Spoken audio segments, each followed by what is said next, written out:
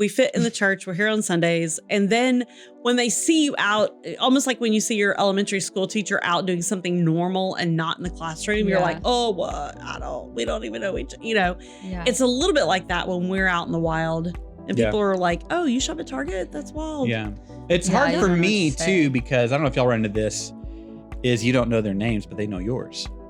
Because we're a little bit like public figures, and I don't think it's our fault, but because we're public figures and like people know us in this church, like they know our name before we do. So I ran into you one time coming out of I had to tell you my name 3 times. No. I ran into you coming out of Ross or whatever over in Marlin. Justin. And, well, first and foremost, Ross. That was a shameful time for me. I haven't been in a Ross since 1987. What's the store over there? Marshalls. Okay. It was a shameful moment that you caught me in, because I had decided, I saw a TikTok video about the proper way to wear your pants, which required me to buy a larger size of pants than I normally buy. Okay. And so I'm like, well, let me go buy some pants, try them on, whatever, since I'm trying this out. Ross is good.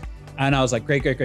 I came to find out that the size I needed is about 2 sizes larger than what is standardly held in any store. I went to like 3 different stores, or Old Navy, all these places, and everyone stopped. Old Navy has everything. Everyone stopped at a waist circumference width or whatever that was like 2 sizes too small. I was like, oh, okay. So Justin, stand up. Do you order online? Stand up. Let's see this. I do, but here's the deal. I don't want to get into details about my body, but there is a way to wear your pants in a different location that is largely wider than your than your hips. We get that. And so I have never worn them that way, so I could always find pants that fit me. Are you wearing them that way now? I am, but I have a shirt. So like that's what made you make that decision? TikTok influenced me. No.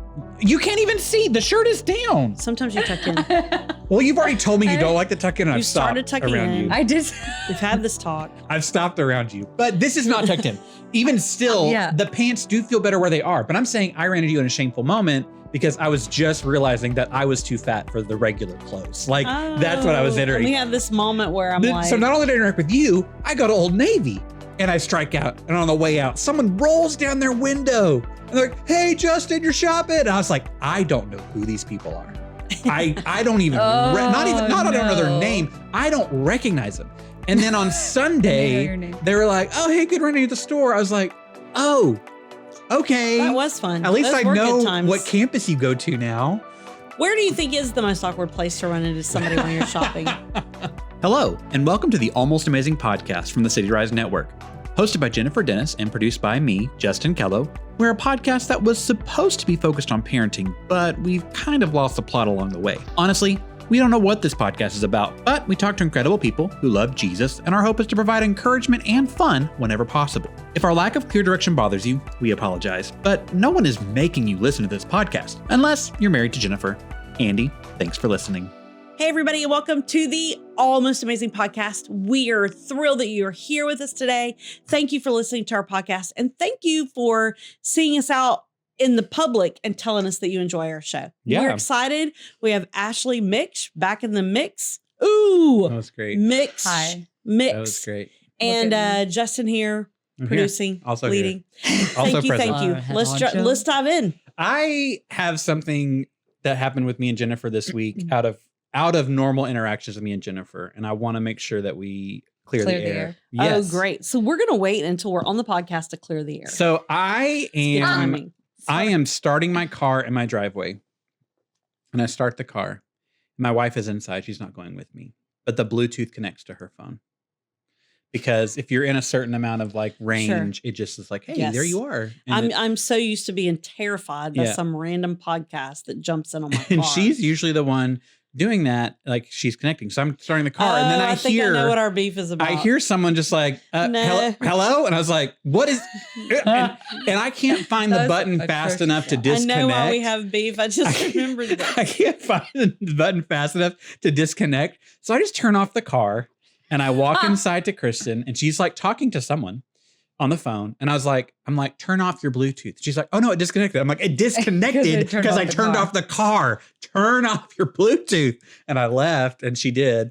And I come back and I was like, who are you talking to? She's like, I was talking to Jennifer. And I was like, ugh, okay. Now she's like, yeah. She said, you sound just like Andy, bossing her around. I was like, Jennifer thinks I'm the worst. And like, she caught me in like an actual, real, Stressful. unfiltered moment with my wife. And I was like, man, I probably did sound like a jerk. But I was like, just turn off. I was like, no, that's my whole life. Turn it off. Like for real. I was like, Kristen, I think we're married to the same person. So excited. I get bossed around all day. Like it is like, but I'm not bossy.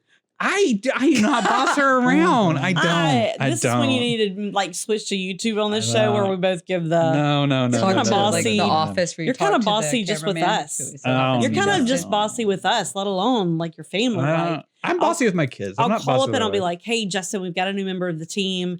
And I think they're going to be leading. I think I'm going to take over comms. You don't need to be doing that, Jennifer. Why are you even calling me? You're not in charge of comms.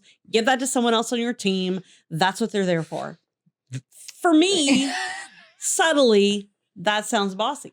I had an interaction with somebody on staff yesterday. No, I've got another one. Jennifer, when we do baby dedication, I need you not to stand next to the family. Move over to the corner. You look like some random aunt on the stage during a baby dedication. We don't need you that close. Move over. But I'm like, can I tell you the heart of that? One more example. I know you hate being in photos. And so I see you hovering like you're part of the family and you're in every angle. And I know Jennifer hates herself in pictures. I need her to get out of these photos. I hate them. So it's for your best. Right. But that doesn't mean there's not a presence of the bossiness. What's your one more example? No, that's okay. We'll wrap up. I will say I had an interaction with somebody yesterday on staff that was unfiltered. And I walked away. And I didn't feel bad about how I handled the situation. But when I was going through it with my supervisor, I was like, you know what? If this had been, a woman or something, this would have been really rough for that person. She goes, no, I think I'd have been fine. I was like, okay, so if this had been Jennifer, it probably been a bad interaction. I was like, I don't think I was too harsh, but if I had been talking to Jennifer that way, she would have been weeping. It would have been a difficult encounter. Self-aware. Yes. So my level of what is acceptable is like, will Jennifer cry if I do it this way?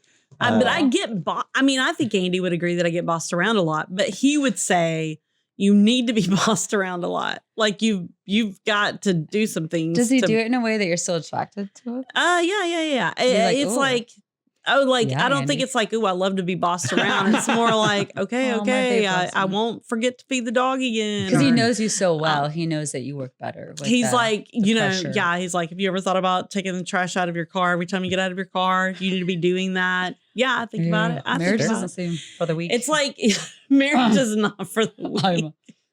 I mean, I can't I use the wrong knife on everything. It's never the right knife. Like I can't help it that I've got a huge butcher knife cutting butter. Yeah. That's not going to kill the butcher knife. He's like a knife. He's like, Jennifer, there's a butter knife for that. And that's kind of rare. There's a better knife for that. And I'm like, I don't care. It's the first thing, he'll come in and he's like, why are you using a sword? Or why? It's just like, he knows, and he will tell you there's a way. Does he do the dishes? Need to be done. Yeah, he does. He does cooking. He cleans. He does so much. I can see why he'd have opinions about what knives you're using and how often you're using them. It's his kitchen. His kitchen.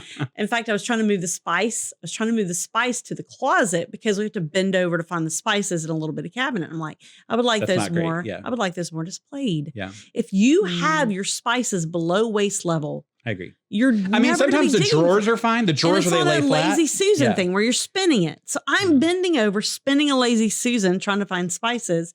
And then Andy's comment was, well, you only use 3 spices. Why don't you put the garlic powder, the onion powder, and salt where you can see them and leave the rest to me? That's fair. Mm-hmm. Is it true? I don't know. Like I would... If I could see the spices, I might use them. Maybe today I would use more spices. If I could see them all together, but this is just looks. I can see the top of spices. Maybe so. As you guys know, I don't like to dig. Given the supplement picture I sent, I don't like digging for things. So all of that to say, Bossy, I love that Kristen and I had that moment. I enjoyed talking to her. Well, it was funny because she called up to talk about Taylor Swift. She had opinions about Taylor Swift. Like the album? Yes. And so Kristen said the entire conversation, she's like, I was enjoying the conversation, but I kept waiting for her to wrap up and then get to what she was going to ask me to do for the church. Like, Fair. She's Y'all, like, I'm but taking off my sweater because she's like- I'm burning up in here. I wanted to look so professional. Jennifer, she's like, Jennifer. but she was pleasantly, she's like, no, it's just a nice conversation. She didn't need anything from me. It was really great. I was Aw. I know Kristen will have this conversation with me. I'm sorry. It's a camp shirt. I wanted to look all cute like Ashley. It's a great but camp I'm shirt. You're very Literally, naturally I'm gonna cute. need like, yeah. Sorry. Please don't knock your drink over. Please don't knock your drink over. I'm not gonna knock my You did drink it. over You did again. All right, so it's time to really get into what we're going to talk about today. Do you have an idea? Well, Ashley was coming with the agenda. Oh, wait.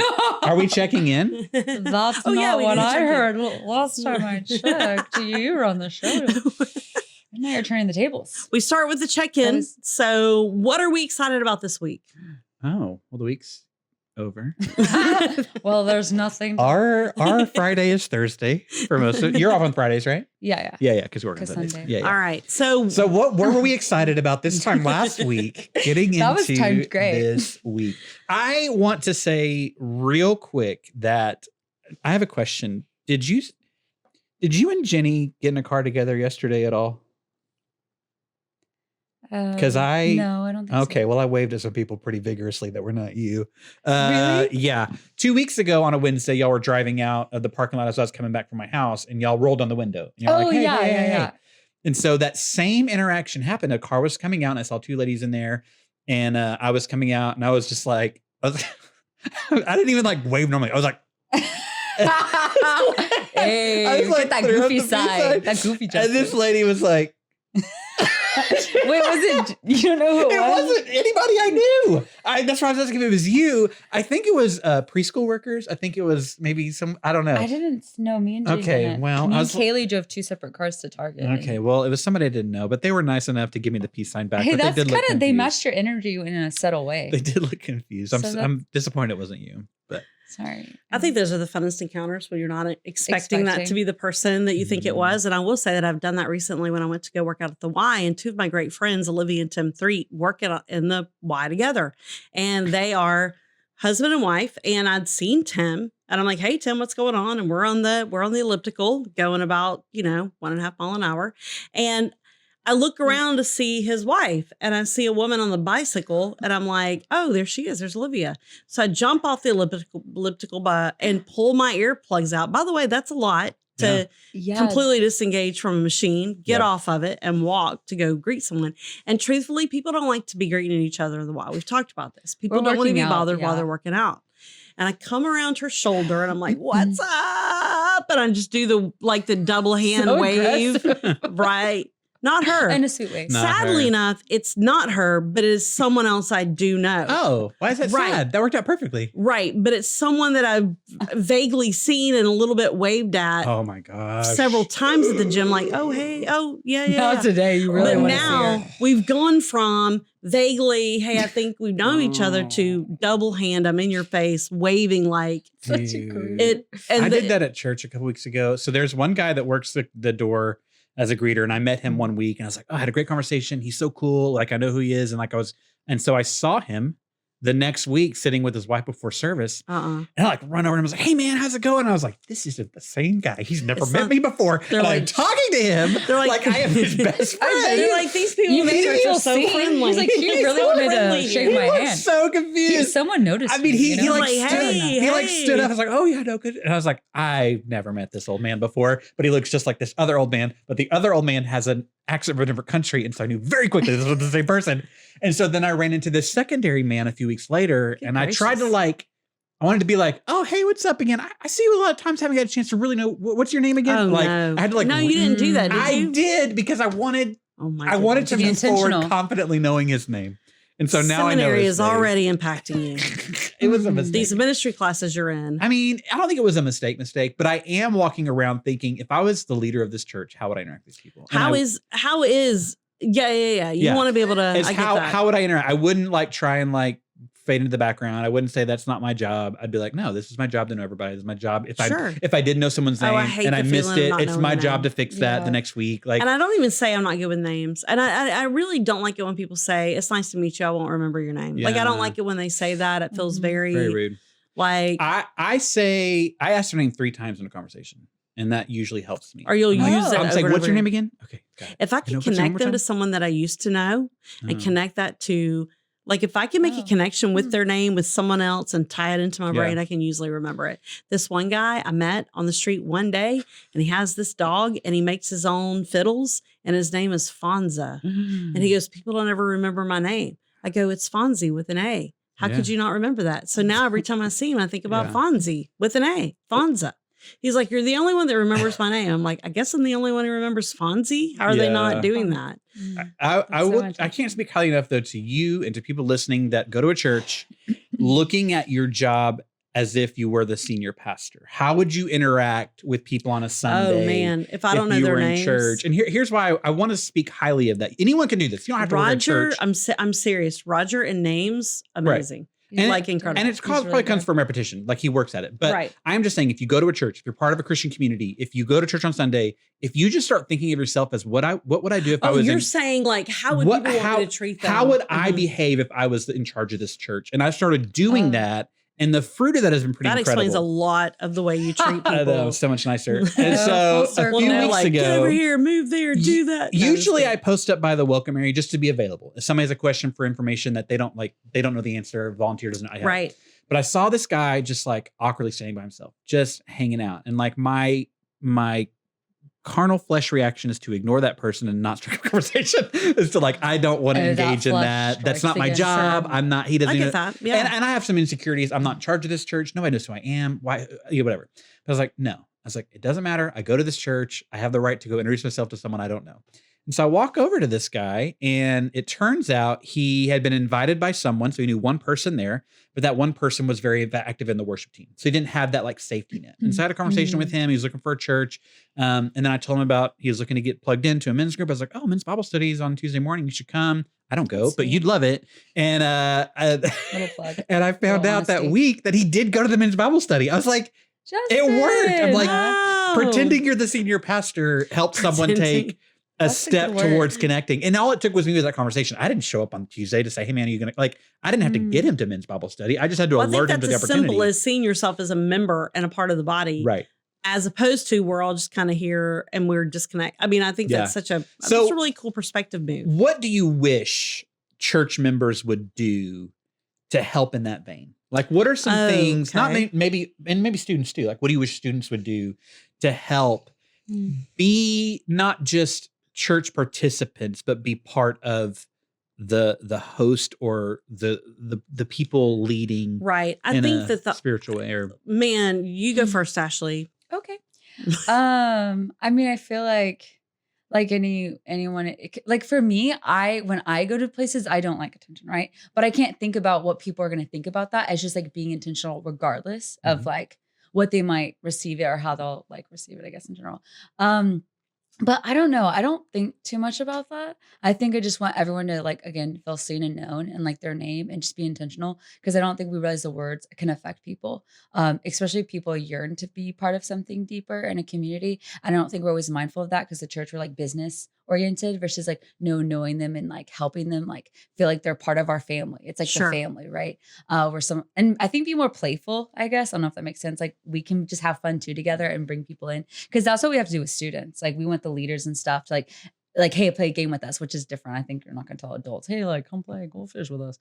That might be a little weird, but like that's how we get students like to play and be part of something. It's just kind of almost like you already know them, which is why maybe that worked whenever you just like, you get excited to talk to them because it's like, whoa, like he sees me, like he must know me, and you feel like you're part of something. I think I'm going to speak in a student ministry real quick because, you know, just walking through that, I'm so thankful for our staff that makes such a great effort to make everybody feel so welcome. But with students, you're just like, man, if you just put aside your own desire to feel like you fit in or to build a group of friends that you really like that seem like you, and you really saw everybody that came to the student ministry like as someone who was looking for something meaningful and looking for a place where they could grow and love Jesus more, and you wanted to help with that, it would totally revolutionize. But because at their age, they're not yet at the place where they can make those decisions. They're trying to be safe. They're trying to like be not necessarily seen. They're trying to find a safe crowd to be with. And so they're so self-conscious too. They're so self-conscious. And you're like, it would only take, and it's so wild because it would only take a little bit of effort to make a kid who's way more self-conscious feel welcome, but they're all floating in it. It's a natural part. Yeah. But then you put that into adulthood and it's the same thing. Everyone's a lot of people are floating in this self-consciousness. I don't really know a lot of people here. What are people going to think? I'm not sure what people think of us. And it's like, if you could release yourself from that and really put yourself in the mindset of what would God want me to do in this space? Like, how would God have me behave with the people near me or next to me? It could be really revolutionary for some people. And a lot of our members behave in that way, especially like if they see a young family come in, they've got children. If they come in any exit of the building and some of these families see them, they will literally walk them to us, introduce them to us, make sure they have everything they need, give them their contact number, tell them how much they love our children's ministry. It's incredible. They're not greeters. They just love our church and they great. feel like they, the Sunday, I'm Linda Roediker, and there's somebody else with her, and I'll remember that name probably 10 minutes after the show, but Linda Roediker ushers them in, and then I have a family standing there, and Kelly, one of the moms, she's standing there, she goes, "Hey, I'm Kelly. I love your children are so beautiful. Hey, we have a young families here. We'd love for you to come. Yeah. Come on up there and be part," because they feel like they're part of the church and they have that. Yeah. And if more people had that, it would be such a great experience. And again, I think it goes back, like talking to them like you almost already know them. Like you're already part of this. Like we love like that you're here. Like talking to them in a way that's like y'all have something already. It kind of like puts the guard down, if that even makes sense when you talk to them. It's more vulnerable. I think the enemy gets in our mind or our nature to be negative or critical of ourselves. Nobody's saying, "Why did you greet them? Who do you think you are?" Like, why would you make them feel welcome? You think you're all up in this church? Everybody knows you. Like, that's your own mind saying that. Nobody's thinking that or at all. Yeah. It's like, but you allow yourself to get kind of pinned down from your own thoughts, just like in everything else. Yeah. I think this idea of church members or church attenders really taking on ownership is important. Because I've even seen, this is a funny story for me. So my uncle has been a pastor for like 30 years. He's retired right now and just kind of like trying to, he teaches adjunct professor stuff. And he came and watched me preach on a Sunday. And I always preach on the holiday Sundays, which I'm not mad about, but they're always weird Sundays. There's less volunteers. There's less structure. It's kind of loose. Okay. And this was July 4th Sunday.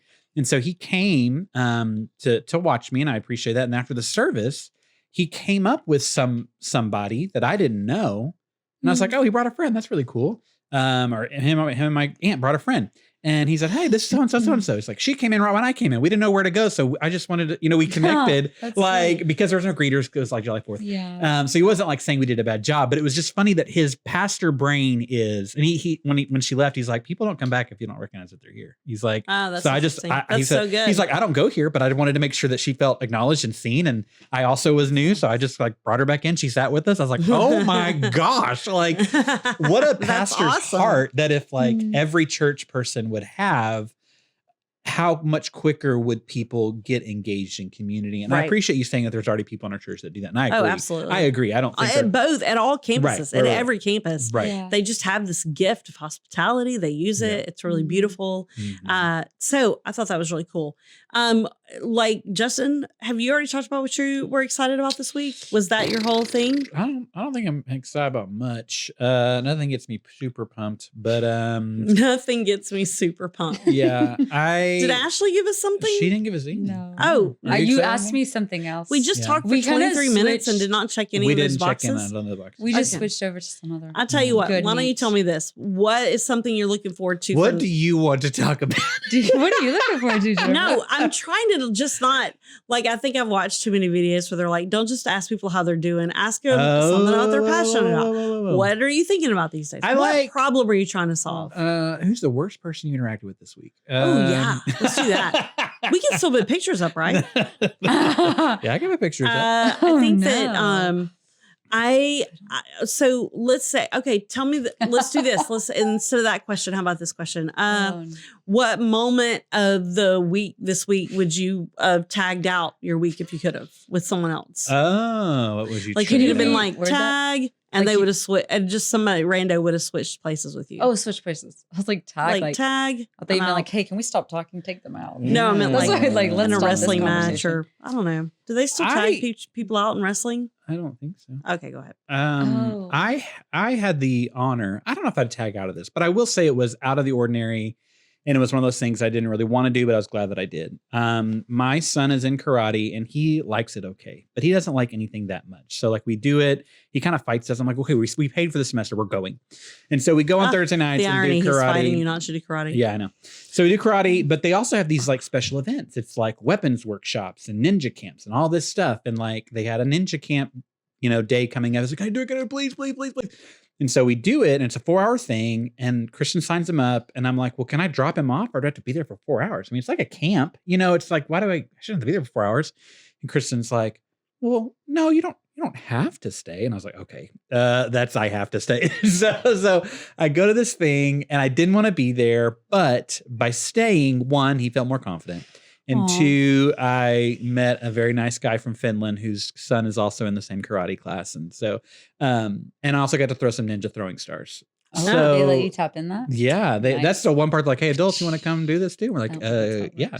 And so we threw ninja stars. But it was something that like I didn't want to do. And I probably would have tagged out with Kristen because I knew it was her that wanted me there. Sure. Like, I kind of felt like I needed to be there, but at the same time, I was like, well, he needs to grow up a little bit and be, confident and be able. But she's like, but what if if all the parents are there, but you're the only one that doesn't stay? And I'm just like, okay, so I stayed. But you're the only one who stayed. No. Finland guy. There's no day. Finland guy. Finland. I would say it's about half and half, but I was glad I did. But I would have tapped out typically, but it was something I did for Kristen and for my son that I don't regret doing. That's if that good. Makes sense. Yeah, I think that's good. Ashley. So I don't know if I'd want to top. Well, there's some cases maybe, but specifically, I think I would like to tag someone to help me. So I get very fixated on doing stuff like on my own. Like I don't need help. Classic, independent girl, I guess. Classic. But I also just am short, so I just use objects next to me to climb. I'm like, how can I add this together to climb it to get my goal? And I've been working on the student building, and so man. I've been trying to hang things independently and it's so hard. And I got this big ladder and I want someone to tag in for me. Like all of a sudden I wish I could just be like a tall guy, 6'5", 6'7". I wish you worked for a guy that was like really tall, like 6'4". Yeah, he's not over there. Actually, he did stuff in at one point when I was so stressed. I was actually sprawled out on the table because I was using a table and a trash can to climb up to the wall to clip these 2 things in. And it was 2 tacks. And I was like duct taping the tacks to the photos to clip it on. And it kept falling. And I had like 10 tackles. Sorry, Jean. And I was like, oh. And I was like getting to where there was like a second group, like, because there's already 2 other men that came in there, but no offers, which I get it. They're a little shorter. Sure. Offers to help. And I was just like sprawled out on the table. And then again, he came in and I was sprawled out. I got up really quickly because I was weird. Because you had to look busy. But I was like looking at him like this because I was like so defeated. He's like, oh. I mean, he is the tallest person on staff. Yeah, he didn't. So. I didn't ask him to help me, but he did it. He did some things. Oh, he didn't even do that one little thing. No, I wish I could. I thought this was really going to go in a different direction. Can I say this, Ashley? Can I say this? I love you and I love how ladies are so considerate. Kristen's the same way. Kristen would never, ever, ever ask for help. Because she's like, I don't want to bother them. They're in a rush. She's I got can do an my own independent vibe to her for sure. I want y'all to be released of that barrier of asking people to do things for you. I'm absolutely released.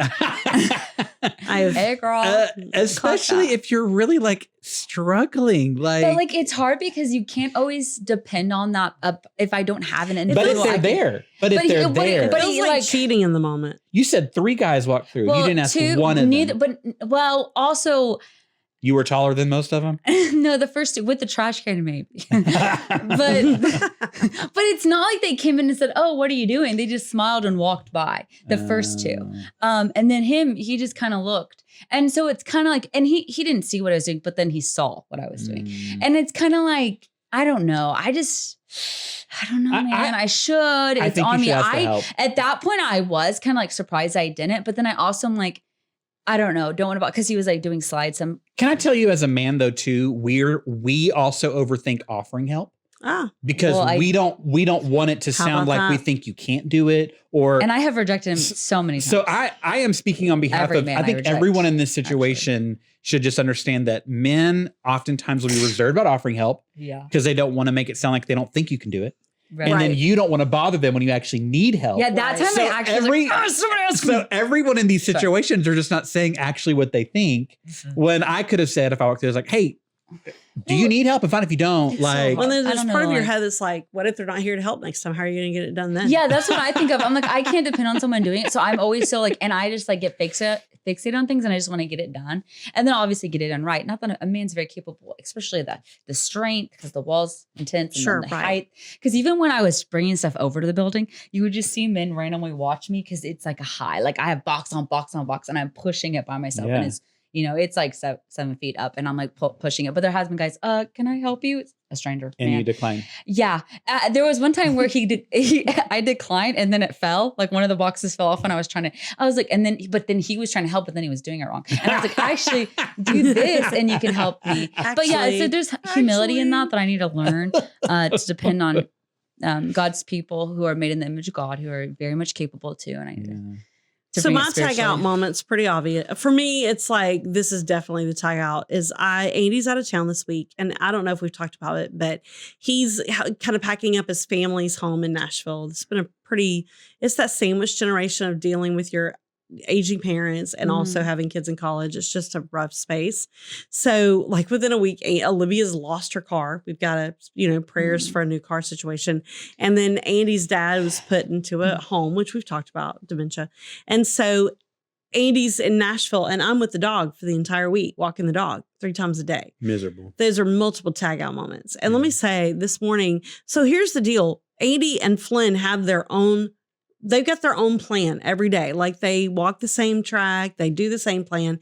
And I take Flynn to the park. He really loves it. And he gets to walk around the park, interact with dogs. One thing he does is when we're passing another dog, they're coming towards us, Flynn gets really low on his belly and sits and waits until they pass us. And let me just say, the further out he spots them equals the amount of time he sits and watches them. And I've had people sit there and have full conversations with other people, not realizing my dog's on his belly and will not move until they keep walking. That's one thing. And then the second problem is when I'm trying to walk him down a road, Flynn's like, no, we don't really do this road. This is not really a road that Andy and I do. We're going across the railroad tracks. We're doing something different. And I'm like, no, Flynn, we're going this way. I don't have as much time. And he's like, And this is what Flynn will do. He like literally sits down, like not all the way, but he sits there looking at me with his head to the side. And today he's in the middle of a 2-lane road and he's just sitting there staring at me with his head to the side like, I'm not doing this road. And I'm like, you get over here right now. And I'm like, come on, Flynn. And he just looks back at his back's back, like he's not moving. And he's like, no, I don't like this road. And I have to pull out treats and like finally get him engaged in a different road. I would tag out of Why do you have a dog? I've never heard you in my entire life say, man, I love having this animal. I'm so glad we have a dog. I'm glad the dog can't listen because it would be very, very offended. He would be discouraged. He's a, yeah. He doesn't listen. You don't have to. She was like, no, Flynn's great. Flynn, if you're listening, you're great. No, like, yeah. Pandemic. We got him in the pandemic for Olivia. During the pandemic? When did your other dog die? We had another dog years ago. Olivia had that dog in her life for 12 years. Yeah. He passed. This one you had to carry up and down stairs every day. He had to carry him up the stairs. He was so old. He was so old. And he passed. And so Olivia was, she's early high school, late middle school. And she's like, please, please, please give me another dog. And so it was the pandemic. Everything was shut down. When she graduates, were you giving her the dog? It was time. She's like, I'll raise him. I'll walk him. I'll feed him. I'll be responsible. We're like, are you sure? Are you sure? Do you know are dogs you sure? live 12 to 15 years? So. Yes. And she was the responsible parent for, I think, a day and a half. And then Andy had to adopt the dog. So now it's basically as so many other people, grandparents raising grandchildren. And so every time I see humans walking around picking up poop, I'm just like, I cannot believe you signed up for this. I cannot Mhm. believe I think that too. this is the life that you signed up for. Especially when I'm picking it up and he's like kicking all of this dirt on top of me because he's, that's he's what not they done. do. He's like, I need to cover that up. Yeah. You need to move out of the way. But yeah, I would have tagged out probably about 26 times this week of walking that dog. They do dragging pay me. dog walkers though. Like, They do. They have apps. And we could do Does that. Kaylee not? I think Ashley would do it. Yeah, She I was does like, it. I walk dogs. I've walked your dog before. Yeah, I know you have. You He's should have very- her I next just time. haven't He's done it. opinionated. Next time Andy's out of Well, town. it's I hard didn't to have a hard It's time. hard to get someone to walk your dog while you're Flynn loves home, her, from what while I you're at understand. home. Yeah. Hey, can you come walk my dog? Because I'm kind of lazy. I don't want to get out there and do it. But surely you can drive You a got couple the money. miles over here and take a lap. Is that a golden retriever thing to like do the crouch thing? I Because don't know. the Bainhorse dogs do the same thing. Oh, really? I don't Mhm. know. Shit. But I don't know. I didn't That's think random. about it being a golden retriever thing. I will say that somewhere on every walk, he lays down flat on the ground and he just starts to soak in the moment. Like, He's being present. it'll be like, he's just being You know pre- what? You should and you're jot like, that down hey, we in need your to go. diary We and could- maybe. Yeah. We need to go. Take I'm a page out of his hey, book. hey, Flynn. And Just- he's just sitting there like it's the most Maybe beautiful, he's- windy, sunny day. And he looks at me like, what? And I'm like, we're in the middle of Well, the if you think swamp. about it, it's the only time I guess he gets out of those moments. I guess maybe He's just stuck in a square. I guess room. so. He has a couple, levels of the house. Yeah. Feeling But, the wind, feeling the breeze. But yeah, maybe he just wants It's you to cool like, enough at night for him to put all of his body out the window now. Like now it's getting cooler at night. He really loves that. Do you have a backyard? Yeah, it's pretty minute. But he could go. Our backyard is the size of maybe like 3 chairs. Oh, great. Well, Yeah. how is he? We 2 couldn't have chairs. a He's full 2 bench chairs on big. He's 2 chairs big. It's a little bit bigger than that, Oh, but okay. he can go out there. Yeah. But all of that to say, that would be my tag out moment this week. That's a great question. All 21 of them. That's a great question. Yeah.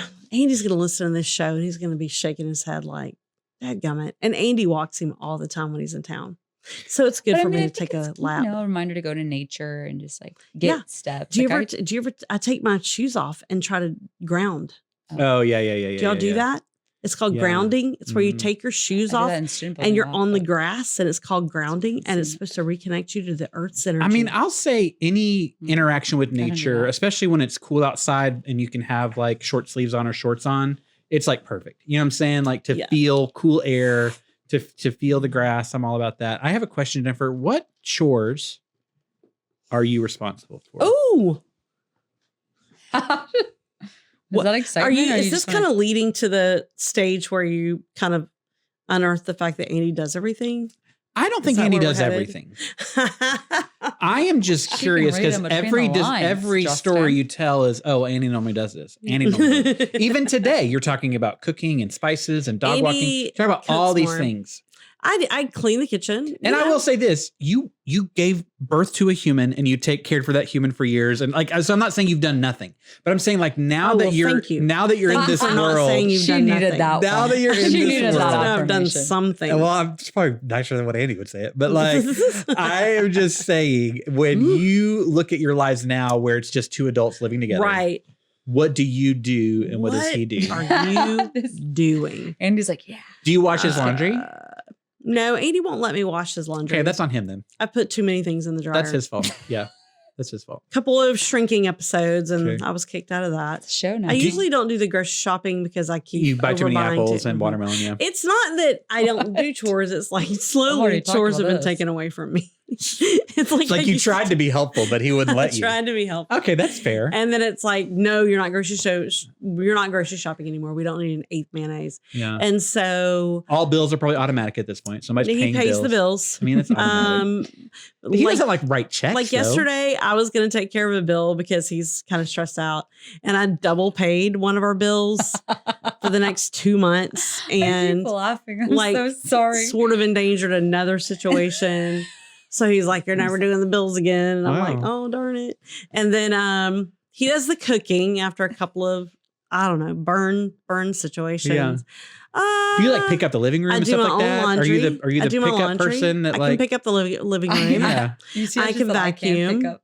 I do the kitchen a lot. I do like mopping the floors. Yeah, I do yeah. the bathroom great. cleanup. Like I said, I am not insinuating Moral you do nothing. support I've just never and heard entertainment. I provide a lot of levity Yeah. in the house. That's The vibes. The vibes a are lot all of on heavy you. lifting on that. And then Keep Olivia I'm going. usually working a puzzle. I Yeah. think of that as a chore. Oh. Does Kaylee live with y'all now? Yes. How does that go? I mean, It's been great. She's fun. Is she She's like really a fun. roommate or? She's like a third roommate. Yeah. I mean, we're just in week 2. I guess Yeah. so. But it's really sweet having her in town. I love it. This is like a really cool season where we got to have her on the show. Y'all, we got to have her on the show. Did she take Olivia's room? She took Olivia's room and she's figuring out her new job and she's doing such a great job. We need to have her on here. And, we need to have Selena, our new community. Let me say this. person. So y'all can tune out for a second. We talked about, Yeah, we this is talked not about, everybody. well, what's so funny is we scheduled a podcast last week, or we didn't schedule it. Jennifer walked in, texted me like 20 minutes before and she's like, hey, let's record an episode. I was like, great, that's fine. I'm not mad about that. I was like, No great. shade, no I'm shade. not doing anything. That's great. So we recorded one. we didn't want to bug Ashley last minute because she's not we didn't want to bother you. But we get done. We actually did bother Ashley. I was with a student eating. She was with a She student. missed a phone call. But then Jennifer got done with Multiple that. also. And she Everything was okay? like, she basically was like, that was a waste of time because Ashley wasn't there. And I agreed because Ashley's brought a lot to our show.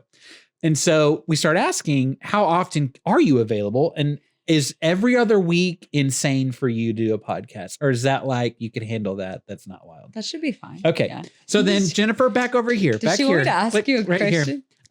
This seems like a skit. Are we supposed to ask No, you something? not a skip.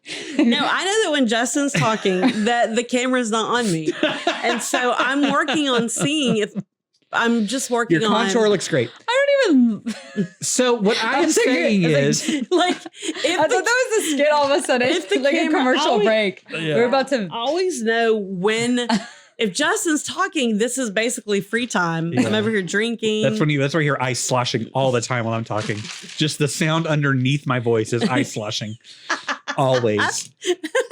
What? But on the weeks when they she's think not, that's like the background noise, like the background song. ASMR this- with Jennifer like, and Justin. Justin has a rumble in his throat. So I'm like, ice. It's like, no, it is actual ice.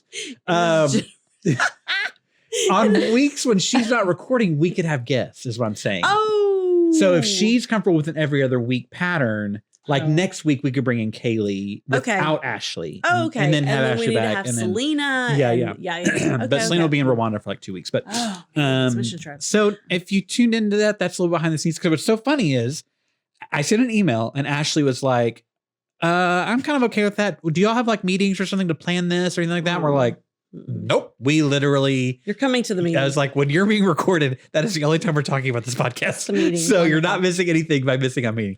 Mhm. So you know Very everything. You know everything we know. And so Beautiful. I feel great with that. So yes, Kaylee, we should bring in, or Olivia, we should bring in, but we don't want to let go of Ashley because Ashley makes the show better. And we recorded an episode last week and it will never be heard because Jennifer was so bored by it. But Oh, bored. What? because Ashley wasn't here. Agreed. Why not? But I wanted to bored. share something meaningful now that I shared last week that didn't. That I Thank you, want to talk Justin. about. I thought this was good. We did something at seminary, and I don't know if when you were there, did y'all have a spiritual formation class? It was Mhm. like you do some touchy-feely stuff. Yeah. Okay. One of the touchy-feely things, and you may have done that, is we had to give our spiritual autobiography. Do you remember doing something like that? So in this No. class of like 8 people, we've been assigned a week. Everyone has a week to give their. Is it kind of like a testimony? It's kind of like a Okay, testimony. maybe. Yeah. And but they Maybe. want us to frame it as a river. Oh. Like if your life were a river and your spiritual life was a river, But you know, you're- there's rocky moments and there's deep and wide moments and there's thin moments and there's waterfalls and whatever. Okay. And I thought it was the dumbest thing. I was like, this is so stupid. Like I hate touchy-feely. I hate cheesy things. I hate things like that. I was like, this is going to be so dumb. And so other people do theirs. I'm like, it's great, whatever. It's a testimony. And then when I start standing to do mine, I'm like processing my life through the lens of like a river and like where it was thin or where, it, you know, like it divided in two when my Shallow. parents got divorced because I had 2 homes. Like Mm. I was like, whoa. I was like, this is really powerful. And then we have to share it. And so for the first time in, I don't know if my entire life, but like I had never shared the ups and downs of my faith in my life from birth till now Hmm. with anybody. Like people know it. Kristen knows it. My mentor knows it. It was never this moment of like, Right. here's 20 minutes of my life. And it Mhm. was overwhelming in a positive way to like hit those highs and lows and have people listen, affirm, apologize for things that I had experienced that they didn't think I should have experienced. Like, it was a really, really powerful thing that I was shocked by. And so I was encouraging Jennifer last week. I don't know to what end, but if you just sit down and map out your faith and your faith journey in a narrative form, like, there were things that came up that I didn't expect. There was clarity on stuff that I didn't expect to get clarity on, that I thought I'd already processed, but like saying it out loud, I was like, oh, once again, like having people hear it and affirm and encourage, like, was also great. But it was really, really incredible. I guess they added the river since you graduated, but the river is a pretty standard thing. It kind of. You vaguely remember that? Yeah, I still remember. Yeah, vaguely. I love that. First of all, I love that they're using a metaphor for your spiritual journey. What I also think is powerful about it is that you see it all as one. Like, you see it all as, I think in my past, I see that was a bad or a good thing. Like, I was away from the Lord or closer to the Lord. And it's so much about being bad or good. Or I was failing here, doing better here. But really, if you change it into like a river, you can see, like, as the river kind of comes to where it's dripping and there's just a little water getting through, and the little leaf is just sort of getting slowly pushed along, or maybe there are currents, and you start to see it as this entire piece of artwork or a life as a full picture, rather than bad or good or in or out. And that's so polarizing when really, when we're going through difficult times, just like footprints. No, it's when God is actively working so much in our lives and we don't see it. Yeah. And we like to discount it. We like to look back at the times when I was really growing in the Lord.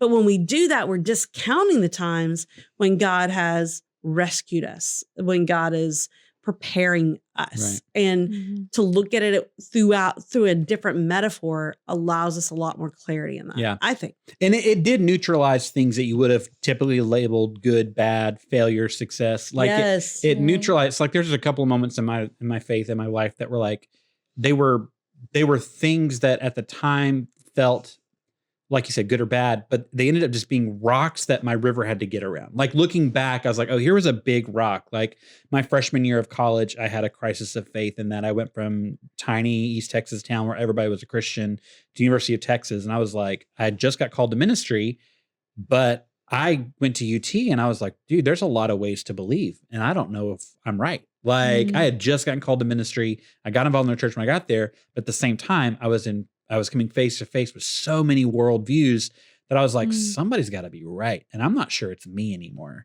And looking back, that was a rock my river literally had to like get around. Sure. And so it was neat to like you said, it wasn't a good or a bad thing. It was an obstacle that I ended up my river and kind of got around and so where I'm at now. So it was neat to think about things in that neutralizing way. But then there's like waterfalls where you feel like everything's out of control and you don't know what's happening. Like, it's a really, like I said, I thought it was so dumb. I think that's a great, but it was so good. I think that's a great exercise for, and we may have had counselors on the show where they have you go back through painful, hard experiences and tell the story again, but tell the story looking back as to where Jesus might have been in the room. Yeah. Or where Jesus was present or what Jesus could have been doing. And it's restorative to think back, what do you think Jesus felt about this? And a connection of you were already his. He was already connected to you, before you were maybe aware of it or able to respond to him. And I think that's really interesting too, to insert Christ in memories that we normally wouldn't. Right. To see how he's worked that out or to identify that. Yeah. But I think that's a really meaningful exercise. Yeah. I also think it's really powerful to share your testimony with people, to tell your story to people. Which we don't do. There's not a lot of venues to do that, really. Like, even if you're in a community group at a church, like on a Sunday morning, there's really not it's a large group you're not familiar with. Like, this was really unique because in a seminary class, I knew everyone was passionately following Jesus. Like, there's no casual followers in seminary. Like, people are there, they're sold out for Jesus. And then also there was a little bit of freedom in that they were so disconnected from my everyday life. Like, They don't know y'all. They don't know where I work. They don't know my life. So I was able to be open about things, to tell my story, that if I was in a small group of guys here, maybe I'd have to be a little bit more careful of, because, you know, I hate to say that, but when you work at a church, there's just a little bit of a foggy glass barrier between you and the rest of the people. I'm not saying it's a brick wall. I'm not saying it can't be shattered, but you have to kind of hold your cards close in some ways with some of the people we minister to, because they have expectations of you. They have preconceived notions of what a spiritual leader should look like and do. You know, it's just, there's a hard kind of like divider. And so I didn't have that here because they did not have any impact on my day-to-day life. And so it was a really encouraging thing. Can you, Ashley, share with me your reaction to what I just said? Because you seem like such a transparent person in a good way. Do you ever face that, like, you got to keep a little bit of a shield up as a minister with kids? It's one thing, because, you know, but even with anybody at our church, do you find that sometimes, or have you pushed through that and found a way to manage it? Let me think. I mean, in general, like with students, there are there's kind of like boundaries of like, okay, like I just want, they haven't experienced much of the world such as I have had. And so you want to be tactful when you have conversations with them. As you should. Sometimes things can be stark or sudden. And so sometimes I think it really like puts their wall down when you are vulnerable with things and makes them feel comfortable not feeling alone in certain things. And it makes it a safe place for them to just talk to you. I think there should be more vulnerability and honest conversations. It's just like, when is that the best timing? Who should you be having a conversation with? To just like make it a safe place, because a lot of times they have so many walls up in general. And they're scared that people will use what they share against them most of the times. So if you kind of lay that down, then they're like, oh, well, she's the leader and she's being vulnerable about this, you know, whatever it might be, to make this space more comfortable. You know what I mean? And I thought the river thing was pretty powerful in the sense of like, almost like sometimes I see the kids comparing their stories, but like God created all the rivers, you know, and he was in control of that, you know? And so it's like, you don't need to compare, because it's going different destinations and they're all beautiful in their own way. And they're all created by him, for him, to show how powerful he is and how he can move in different moments. And I think it's important for our kids to see that, because, you know, we've been talking about testimonies in one of the Wednesdays and they're like, oh, well, I don't have anything, you know, so powerful to share. But it's like, I think that's a testament to people in your life who are praying for protection over you. Sure. You know what I mean? Like it's powerful that people are praying on behalf of you to protect you from things that you haven't experienced yet, you know? And so, but yeah, it can be hard, and just like trusting God at those moments. And even with parents, right? Because you want to be very respectful to parents and how they're, you know, parenting. I don't know what it's like to parent, but sometimes you're kind of like, okay, how can I help them? Walk alongside them and not make them feel judged, but like partner with them and not feel like let them put their walls down. Because parents are trying so hard to do so many things. They have so many hats, and they don't even always have a community group where they can just like, okay. Because even when you go to community groups, you're trying to stay face, and my families have everything in a row. But it's like, we know it's not true. Like we're here to heal. Like this is for you to process these things. And I think that's what we need to help community groups process some things that they're dealing with that they haven't. But it's like, I guess, okay, when is it a safe space to share these things? Yeah. I think the vulnerability thing is probably what is missing most, not from our little C church, but the big C church in America. I think this, let's be open and honest. And it really came to light for me when I went with a friend to an AA meeting, and I got to see all of these people in this room sharing a similar journey, just really having a safe place to say, I'm doing great in this area. I'm not doing great in this area. I'm winning in this area. I failed in this area. I'm starting over today. Like I was, you know, like today's day one or whatever. Like I was blown away by how much that safety to be vulnerable allowed them to bond, allowed them to become a community. And it's like, dude, if we could replicate that more often for people in churches. And I'm not saying churches don't ever have a space. I'm not saying even our church, we have spaces for that, but it's like trying to create those spaces more as ministers and even as friends, you know, like you don't have to lead a church group to have a Christian group of friends that you lead the way in vulnerability with. Right. Well, because it's kind of like, where did the church go to where that expectation is like not to be like, when you go to an AA meeting, because I've been before with my mom, it's like there's this vulnerability and there's just like, okay, we need help. Yeah. But at the church, we don't come about it like, I need help. It's like a different mindset. But like, what happened to the church having this expectation where you can't come as you are and meet Jesus and be healed and conquer different things that you've been struggling with?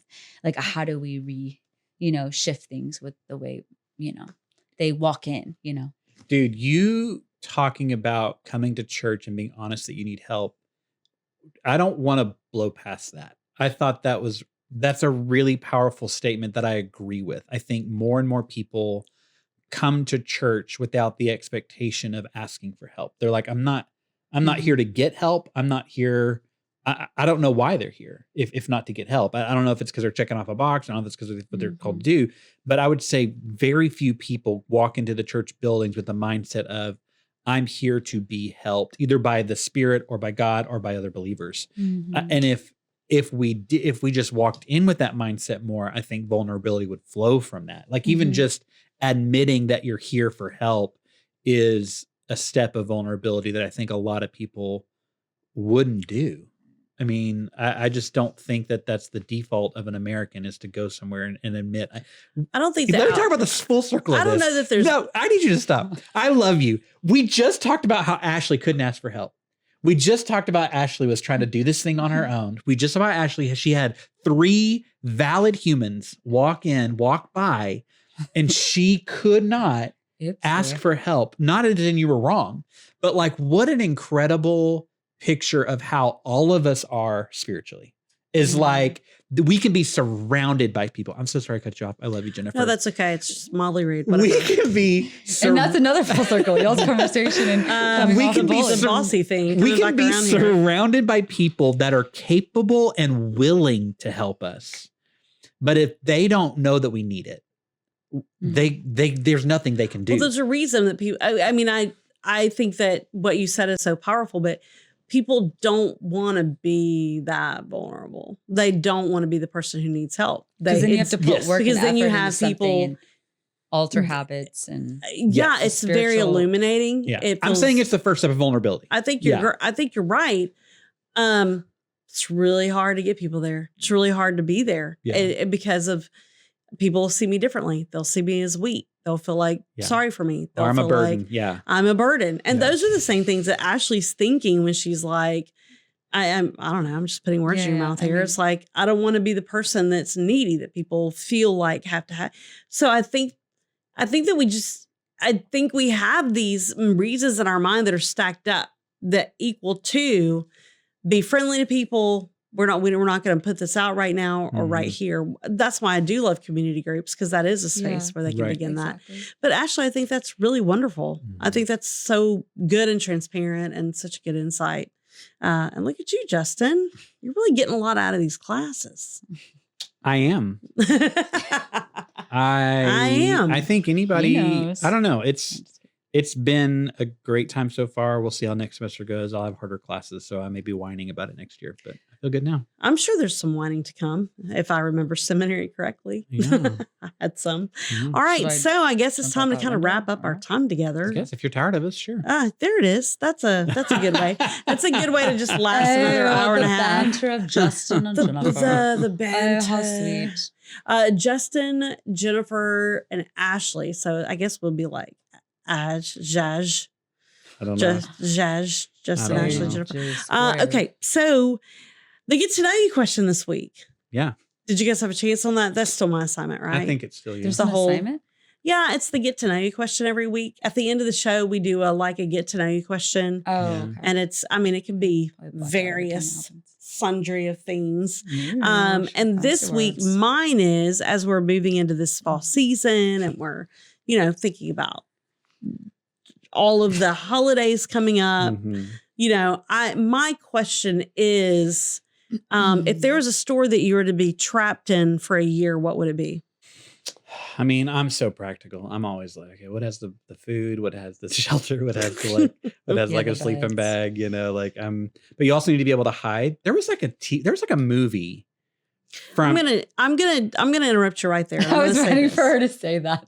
I'm gonna stop. There was a movie, and I think had like Natalie Portman or something. Yeah, Natalie Portman's Walmart. She like lived in Walmart. America, Great American Walmart, baby. But here's I don't know. she was gonna have a baby, I think. She was pregnant. For sure. America something. Well, is there American Sweetheart? But there's like a mom and a daughter. I think that's that's another show with Julia Roberts, and that's Americans. That's America's Sweethearts. That's a different movie. But here's what stresses me out. I think sometimes, often, what if this building is where I am when society collapses? I'm sure we're all thinking that. Yeah. But here's the thing that worries me the most. All of the faucets are motion censored now. In a Walmart, yeah. And if they shut down the power, we cannot get to the water. Like I think about that. Like I'm just gonna die. I'm developing my own little level of anxiety when I never can figure out how to get the faucets started in these bathrooms, because you have to like wave, and you're wave lower, wave higher, wave around. Or they just start going off. Yeah. Are they, you're walking by them. It's like, psh. Yeah. And like once you finally wave and get the water going, then it's like it literally gives you 1 second of water. Mm-hmm. It's like, and you've soaped up to your elbows, right? Mm-hmm. You've soaped up, you put a little soap on your face. You're sitting there sudsy. You put soap on your face in a public bathroom. No, I'm kidding about that part. But you get all sudsed up with the soap, and then the water is just like elbows is soap. Sure, yeah. And you're like, great. And you have to like wave again. It's like, and then you have to go to a different sink because you're afraid that there's a wave limit, like where we've already dispensed water. We're not dispensing water for another 5 to 7 seconds. So I'd go to a different sink, and that was not working. I come to back. But I'm afraid that if I were to live in a building for a year, they would shut that power off and I couldn't get water out of the faucets. But it makes me worried about the collapse of society. You're thinking of an apocalypse scenario. There's so much happening. I'm thinking of I've chosen to be there and I'm trying to hide. Are you thinking like a Walmart? I'm thinking Costco is what I'm thinking. Oh, of course you pick the Costco bougier has warehouse. I mean, you can't beat it as far as if you're going to live there. They've got great dips. Well, and they've got more places to sleep where you can't be found. They have really good mattresses. I could make a whole campsite on the because I can climb up there and just like sleep up in the the Alani or whatever is like stored up there, right? And like no one finds me. And this is like now sounding like something that you might really enjoy doing. Or have done maybe. Well, I've thought about their electronics are updated. I have an idea for a book, and the book is this. I wanted to write it, and then I was like, I don't have enough life experience to write this book. But I was walking around my huge church in college. And I was like, man, someone could live here and nobody would know. Oh, it's like that airport movie. Like a Frogger? Yeah, I don't know what that means, but they like hide, like, well, it's kind of the idea of that they live in your house also when you live there, and they know your patterns. That's insane. And so they stay in your house when you're not there. There's actually a whole, oh my gosh. You unlocked a new fear for Jennifer. Ashley, I cannot. Oh my goodness. No, that's a real thing. You've never heard of that? You unlocked a They will new function terror and they know Jennifer. your patterns. And so it's called frogging. I think it's. Let me say this. I don't care who the Frogger is. They will not want to live with us. Well, they like, you wouldn't know. They sometimes find a room that you never go into or an attic, and they stay up there. And they like put everything back, and they just like live in your house. Or people do like with really rich people that have like 2 houses. Yeah. They know when you're gone. Those are called squatters though, right? Yeah, there's this kind of, I think squatters are, I don't know. This sounds like a unique thing of like I'm gonna say tracking my most, the people. This is my most it's shocking. There's actually a movie and it's really good, but Froggers. All that to say, sorry, my bad. I don't think that's bad. You just blew her mind. She's gonna be. I've had a fear. I've seen. She won't be able to see. Now that we've said Froggers 4 times, that's the end of my TikTok feed. I'll be watching. I'll text you both when I have my first Frogger video show up on my TikTok after we talk. But I thought like you could live in this church and no one would know. Like there's food. There's so Ashley, what store would you want to live in for a year? That's a great question, Jennifer. I'm really glad you asked that because I love questions. I love personal questions about myself. I was I was thinking Sam's or Costco because it has clothes and food and everything. Right. But I feel like that's honestly, such a cliche answer, and I didn't want to be that girl. But well, the alternative is to be superficial and say Ulta, like you know what I'm saying, like heck no, the lights in there. Ulta, ew, there's nowhere to sit. No offense to Ulta, like if you're watching. I'd be done with Ulta after about an hour and a half. Like trying don't on makeup. trademark the name. I don't know. I mean, I would have contact dermatology by the time we went to bed. I'd tried on so much stuff. I would just never saying, touch any of There's that. no non-superficial or weird answer to this question. That's So true. I think, just feel like it's so like not fun, but yeah, no, there's it's nothing. It's it. Yeah, we all went practical on that. What would be the worst store to be stuck in? Oh, that's a good question. The most unhelpful store, probably. I think a fish bait store would be awful to Is be stuck in. DMV a store? Everything smells The like DMV. fish. There's nothing you can really eat. All they have are like some peanuts. What did you say? A fish shop? A fish tackle bait Oh. tackle shop. I don't even know if they kind had of those. stink. I could live in a Buc-ee's for a year, I think. Oh, I could totally live in a Do they Buc-ee's have for a year. For a year. Like, yeah, for sure. There's a lot of Well, food. that's our get to know you question for today. We did it. So, well, so glad to see you guys today. Glad we had a good time. If you're watching this video, we hope you've enjoyed it, and we hope you've had an almost. Okay, that's it. I've got to start this over. Ready. Here we go. Hey, this is a safe space. to do Yeah, this. it's a safe Don't you worry. space. It's your Let me studio. just get my posture checked back in. We hope you. Hey Wanna guys, put your- thanks for joining us today. We hope you've had an almost amazing time on the Almost Amazing podcast. I'm not cutting any of that out. I know you're not. Thanks for listening to the Almost Amazing podcast from the CityRise Network based in Houston, Texas. CityRise is a partnership of church campuses, nonprofits, and missionaries devoted to lifting our city and the world by generously giving the gospel of Jesus Christ. For more information or to find a church campus close to you in the Houston area, visit cityrise.org.